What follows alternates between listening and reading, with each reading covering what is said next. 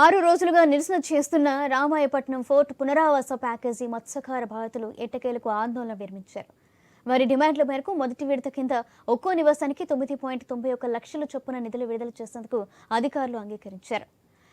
Kandukur sub collector Vidyadhari ఈ విషయాన్ని తెలిపి వారితో ధర్నాను విరమింపజేశారు. త్వరలోనే వారి ఖాతాల్లో నగదు జమ చేస్తామని హామీ ఇచ్చారు.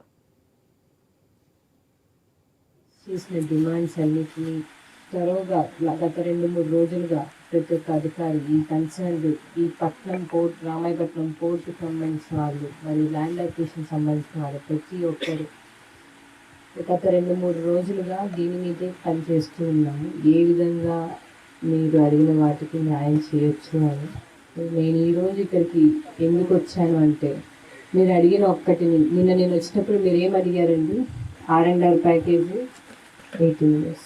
సో R&R ప్యాకేజ్లో 9,91,000 వస్తుంది మనిషికి. సో 1,00,000 ఇస్తే మీరు తీసుకోమని చెప్పారు. మేమందరం వచ్చినప్పుడు మీ అకౌంట్లు ఇవ్వండి 1,00,000 ఇస్తామని చెప్తే మీరు తీసుకో